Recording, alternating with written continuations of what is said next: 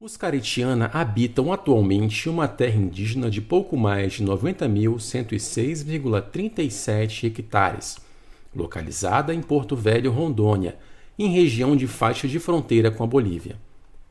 Acredita-se que a atual localização seja fruto de perambulações ocorridas desde o final do século XIX, quando fugiam da violência do contato com seringueiros e seringalistas, que tentavam impor sobre eles um regime de trabalho de tipo servil. Regime este que fora vivenciado também por milhares de seringueiros que vieram do Nordeste para a Amazônia, trabalhar na produção de borracha. O contato entre os Caritiana e a sociedade não indígena tem ocorrido com certa regularidade desde o início do século XX. Nesse processo, eles foram afetados diretamente pela construção das linhas telegráficas do Mato Grosso ao Amazonas, pela construção da estrada de ferro Madeira-Mamoré e pelos ciclos da borracha.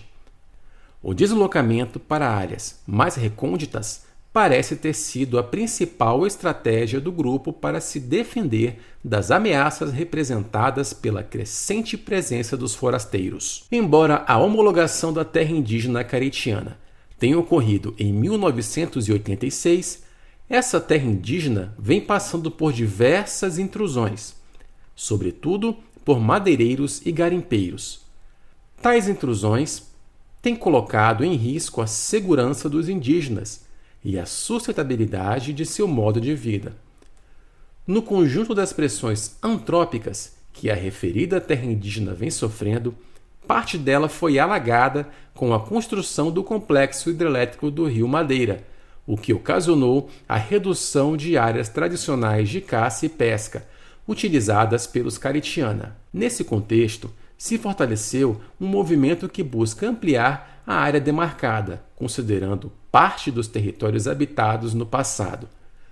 Esse esforço por reterritorialização revestem-se de relevância histórica e simbólica, mas também apontam para uma dimensão da subsistência material do grupo, pois é do território que obtém os recursos necessários à alimentação e ao artesanato. Considerar esse contexto é condição inescapável para se pensar o artesanato caritiana, pois ele não é uma prática cultural descontextualizada e isenta das tensões e conflitos contemporâneos.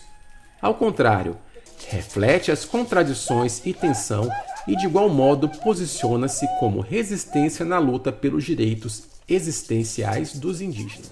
O artesanato caritiana é uma expressão de trabalho criativo que nasceu a partir da intensificação do contato e da percepção de que alguns dos seus produtos, como cestas, balares, arcos e flechas, eram de uso no cotidiano e de interesse comercial dos não indígenas. Antes disso, eles confeccionavam os artesanatos para uso no cotidiano e para presentear as pessoas com quem tinham uma relação.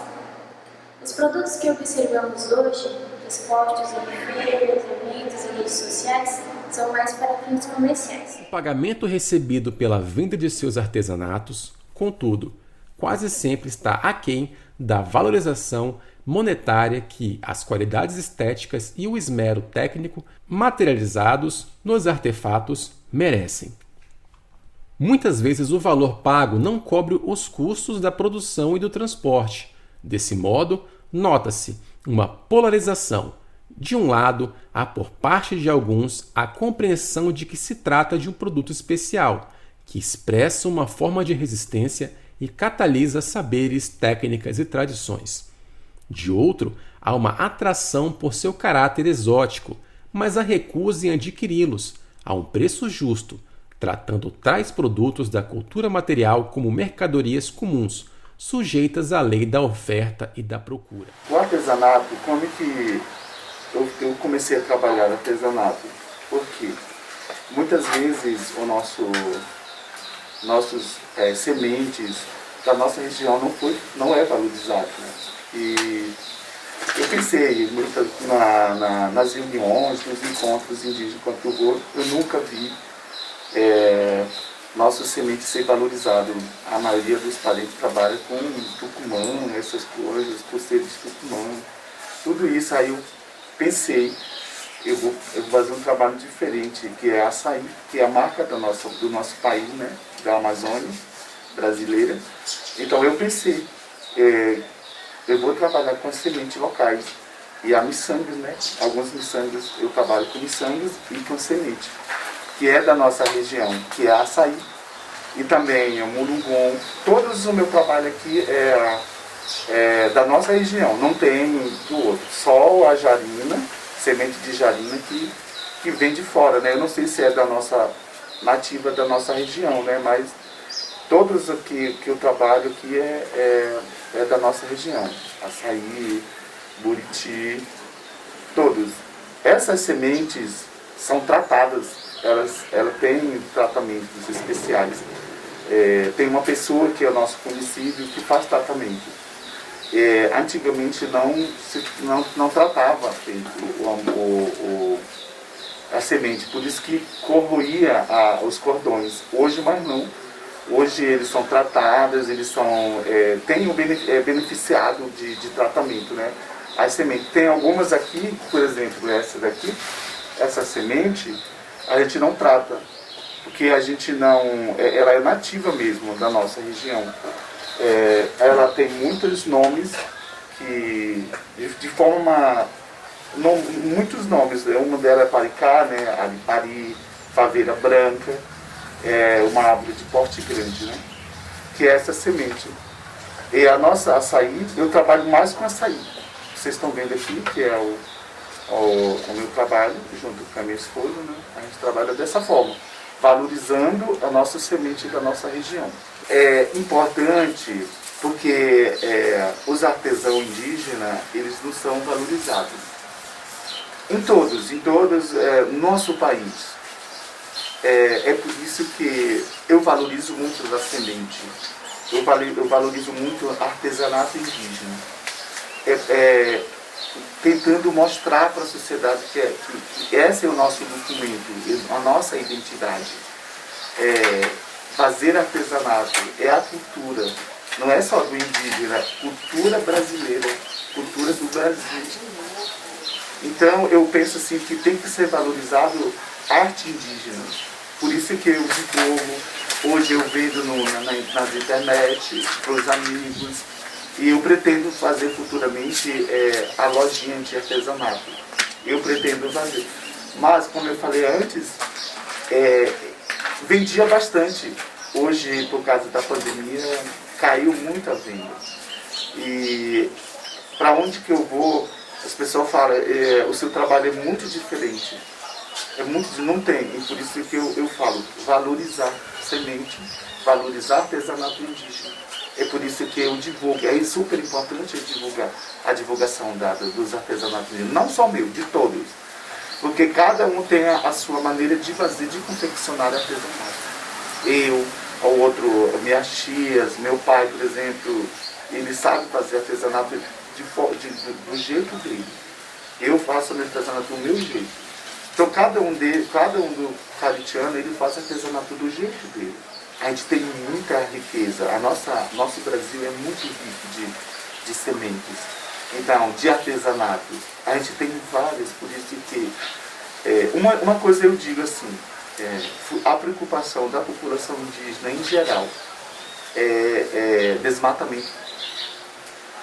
É isso que afeta a gente, que machuca a gente. Por exemplo, incêndio. A gente fica muito triste de ver que a floresta está indo embora. Será que só a população indígena está vendo o que vai acontecer futuramente? A gente pergunta, nós perguntamos isso todo, não é só eu, a população indígena do Brasil. Pergunta isso. Será que os nossos representantes em geral, parlamentares, nosso representante que está na política nacional não está vendo isso? De que forma que a gente, só a população indígena está pedindo socorro pela floresta, pelos rios e pela terra? Então, e onde que a gente tira? Por quê? Não é pela população indígena que a gente está gritando, pelo país, pelas crianças que estão vindo futuramente. A gente não sabe futuramente vai continuar dessa forma. Cada ano que está passando, o clima muda, está mudando. Mais quente, não ventila mais. A gente percebe isso. Então, o sol, a friagem mudou, não vem mais no tempo certo. Então, essa é o aviso da natureza, está avisando para a gente. Então, o rio está secando cada vez mais, é o aviso da natureza. Então, será que só a população indígena está vendo isso? Cadê o nosso representante nacional e que está lá na frente? Será que só a população indígena está sentindo a mudança climática? Então, a gente vê dessa forma. Toda a população pede.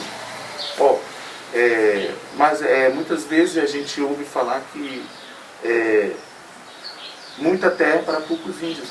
Mas não é para a gente, é para o futuro.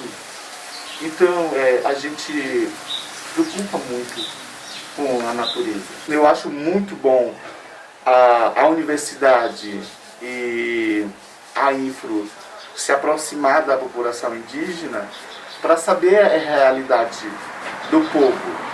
E vocês têm ido para a aldeia, vocês viram a diferença que é a população indígena. A nossa identidade e os nossos costumes, a nossa cultura de cada povo são diferentes. O povo indígena, ele consegue entender a natureza, ele escuta a natureza. Então é importante a gente valorizar a natureza, a floresta, porque ela que sustenta, é nela que vem a nossa respiração. Então é super importante a valorização da biodiversidade, porque nela que vem o sustento de tudo.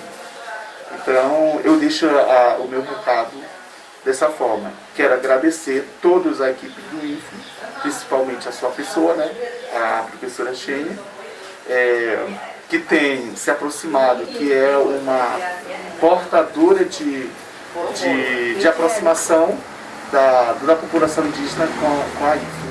Então, é muito importante isso. Eu fico muito feliz quanto à universidade, a escola vir até a população indígena por esse motivo, para ver como que é a cultura, como que é o costumes, como que é o artesanato, como que é a arte indígena. Então, super importante, a nosso parceiro, a INFRO sendo o nosso parceiro, é super importante para a gente. Então, nós aprendemos com vocês e vocês aprendem com a gente também. Então, esse elo que tem que continuar sempre. Então, é super importante isso. Diante da necessidade dos indígenas em obter dinheiro para satisfazer as novas necessidades surgidas a partir do contato, é frequente que submetam seus produtos à lei da oferta e da procura. Mas este, contudo, não é o único fator implicado na definição de preço. A raridade e beleza de determinados materiais empregados é também computada no valor de comercialização de determinados itens do artesanato caritiana. Penas e plumas de aves exóticas parecem ser os componentes que mais agregam valor.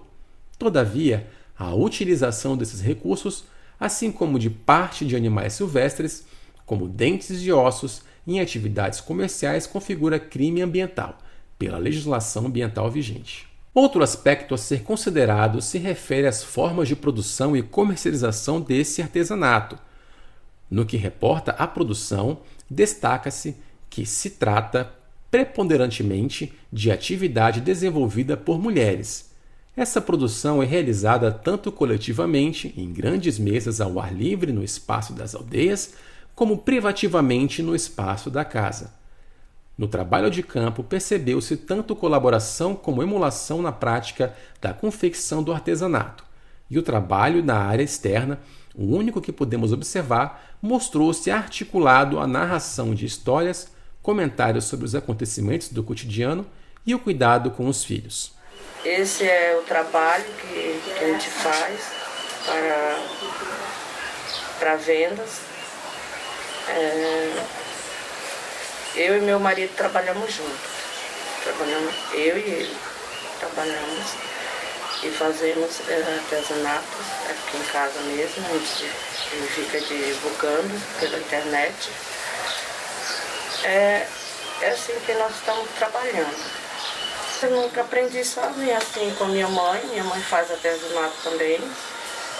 E nós trabalhamos e nós fizemos com meu marido. E nós começamos assim a trabalhar. Eu aprendi com minha tia, né? Porque eu sou criada com a minha tia, né? Que a minha mãe, quando era pequenininha, minha mãe faleceu, meu pai. Aí eu fui criada com a minha tia, né? Aí devagar eu aprendi um pouco com artesanato, as coisas que eu sei fazer, né? Aí que eu trabalho, artesanato. Eu gosto mais de trabalhar com maracá e cocá, né? Eu trabalho cocá, brinco também, eu trabalho isso. Isso que eu faço para depois termina eu trago para Porto Velho para vender, né? Às vezes a pessoa compra, às vezes a pessoa não compra, né? É muito difícil vender as coisas. As pessoas trabalham em casa, né? Às vezes a gente ajunta para trabalhar também, né? Convida a pessoa, a gente ensina a pessoa que não sabe, né? As crianças que querem aprender, aprendem, né? Isso que a gente faz. Eu aprendeu, né? A minha mãe fez artesanato, né? Aí eu aprendi, né? Passei, né? Meu esposo também fez também, né? Pai do meu filho, né? Aí o pai do meu filho fez cocá, aí eu aprendi, né?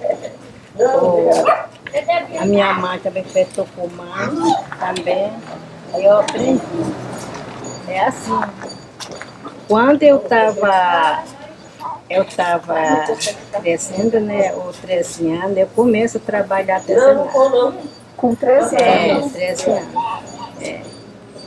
Aí eu aprendi, né? Embora se trate de atividade praticada majoritariamente por mulheres, meninos e homens não são excluídos, embora demonstrem menos interesse e participação na atividade. Dos materiais para fazer o artesanato depende muito. Tem pessoas que vendem pra gente ou revende, aí a gente revende.